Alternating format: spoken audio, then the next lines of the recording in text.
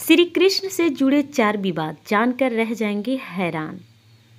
भगवान श्री धर्म के केंद्र में हैं। उन्हें विष्णु का अवतार और धर्म स्थापक कहा जाता है। विष्णु के सभी अवतारों का अपना अलग अलग कार्य, उद्देश्य और चरित्र रहा है। जैसे परशुराम अवेश अवतार है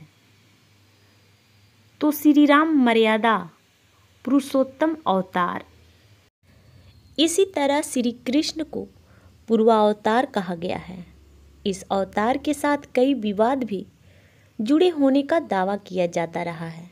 आइए जानते हैं कि वे कौन से 4 विवाद हैं। पहला, छली कृष्ण। भगवान श्री कृष्ण को बहुत से लोग छली या कपटी कहते हैं, जो कि बहुत ही गलत है।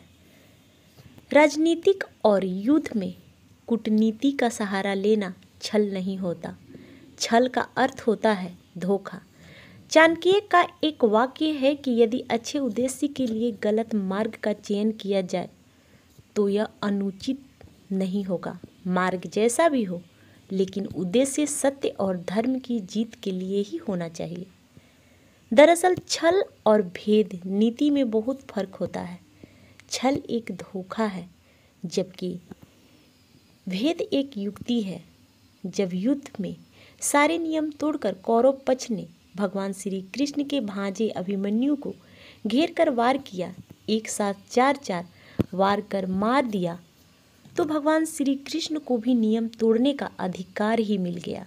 उन्होंने फिर नियमों को ताक में रख दिया और एक के बाद एक वीर योद्धाओं को मरवा दिया।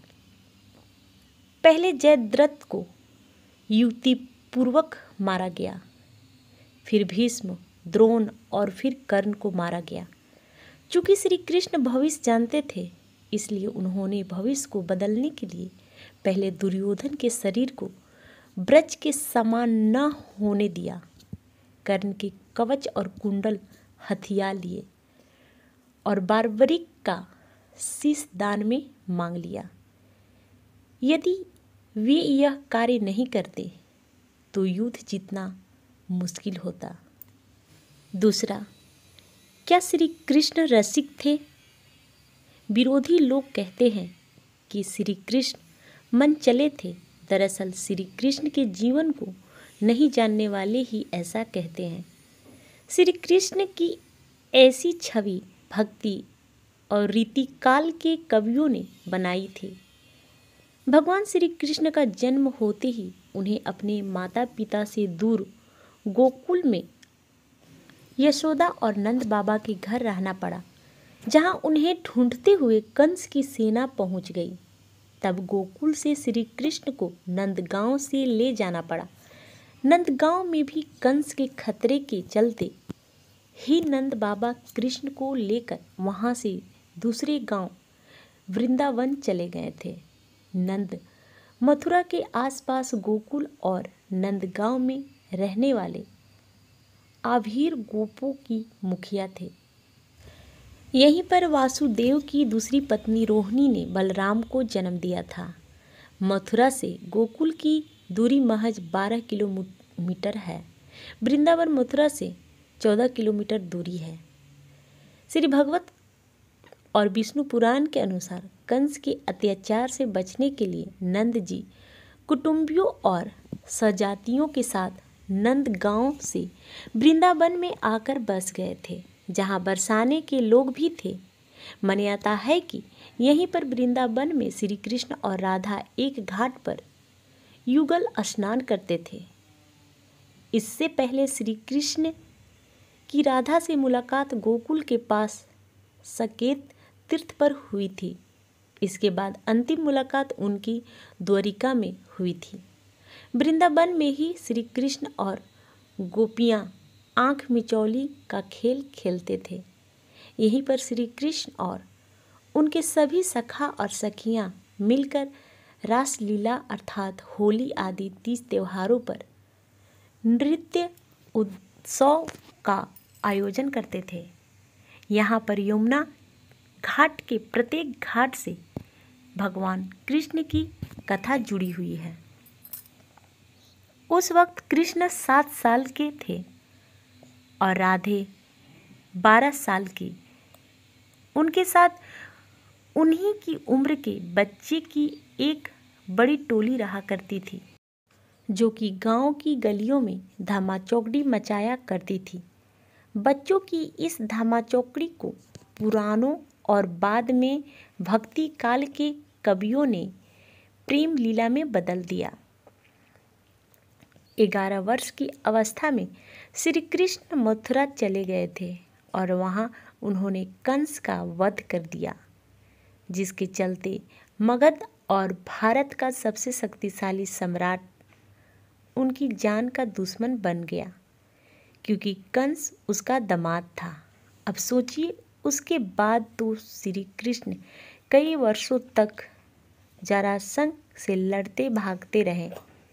फिर सामने महाभारत का युद्ध आकर खड़ा हो गया।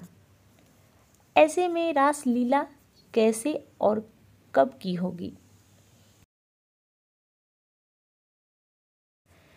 तीसरा, श्री कृष्ण की 16,000 रानियां थी। कृष्ण की जिन 16,000 पटरानियों के बारे में कहा जाता है, दरअसल वे सभी भौमासुर, जिसे नरकासुर भी कहते हैं, यहाँ बंधक बनाई गई महिलाएं थीं, जिनको श्री कृष्ण ने मुक्ति कराया था। ये महिलाएं किसी की माँ थी, किसी की बहन तो किसी की पत्नियां थी, जिनको भौमासुर अपहरण करके ले गया था। महाभारत में इसका जिक्र नहीं मिलता है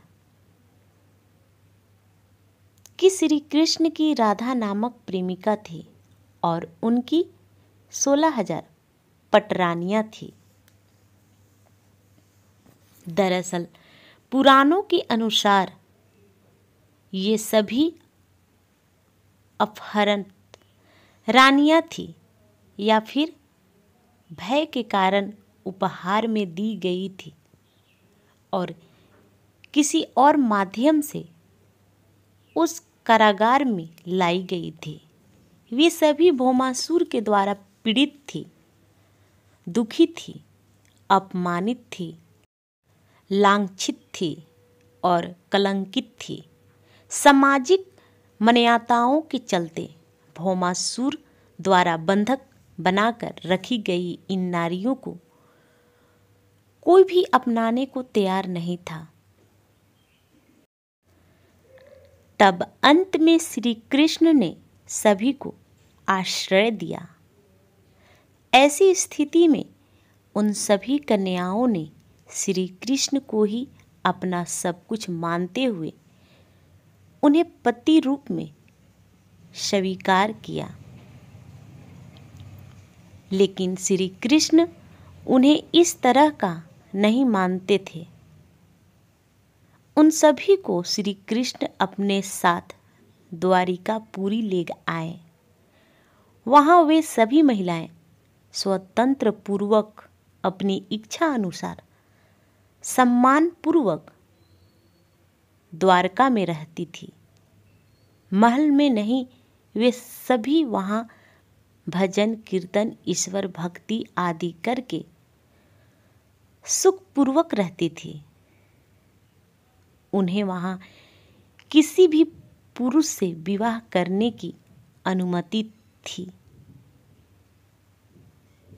और उनमें से कुछ ऐसा भी किया था। द्वारका एक भव्य नगर था जहाँ सभी समाज और वर्ग के लोग रहते थे। ऐसे में यह सोचना होगा कि यह सचमुच ऐसा था या कि यह झूठ है। चौथा, श्री कृष्ण युद्ध की शिक्षा देते हैं। बहुत से लोग यह आरोप लगाते हैं कि भगवान श्री कृष्ण युद्ध का पक्ष लेते हैं और वे युद्ध की शिक्षा देते हैं। इसके लिए वे कहते हैं कि उन्होंने अर्जुन को युद्ध करने के लिए मानसिक रूप से तैयार किया था। इसका मतलब यह कि श्री कृष्ण युद्ध के पक्षधर हैं, शांति के नहीं। इस मामले को लेकर रशिया में गीता पर प्रतिबंध लगा दिया गया था। दरअसल गीता में सिर्फ युद्ध की ही बातें नहीं हैं, उसमें मनुष्य जीवन के हर पहलुओं को छुआ गया है। साथ ही आध्यात्मिक रास्तों का जिक्र भी किया गया है। उन्होंने गीता और महाभारत पढ़ी है। वे जानते हैं कि उसमें युद्ध को संपूर्ण जीवन का एक छोटा सा पार्ट है। यह सभी जानते हैं कि महाभारत के युद्ध से पूर्व भगवान श्री कृष्ण ने कौरवों और पांडवों के बीच सुलह और शांति कायम करने के लिए कितना प्रयास किया था। लेकिन दुष्ट दुर्योधन माना ही नहीं। अंत में वे मात्र 5 गांव मांगने गए थे ताकि इसे मसला हल हो जाए और युद्ध टाला जा सके, क्योंकि वे भी जानते थे कि युद्ध कितना भयानक हो सकता है। लेकिन जब युद्ध तय ही हो जाता है तो फिर युद्ध से पीछे हटना कायरता ही होगी। यही बात श्री कृष्ण अर्जुन को हर तरह से समझाते हैं। जब नहीं समझ में आती है तो फिर वे अपना विश्व रूप दिखाकर कहते हैं कि ना कोई मरता है और ना कोई मरता है, सभी मेरी इच्छा से मरते और जन्म लेते हैं, सभी निमित्त मात्र हैं। यह समझाते हैं कि वह खुद करता है तो वह भ्रम में ही जी रहा है। मरने से डरने वाला कभी भी जीवित और मोक्ष को प्राप्त नहीं होता। इसलिए युद्ध से क्या डरना, आज मरे या कल मरना तो सभी को है। सचमुच ही श्री कृष्ण युद्ध के कभी पक्षधर नहीं रहे। लेकिन यदि युद्ध थोपा ही जाए तो फिर क्या करें।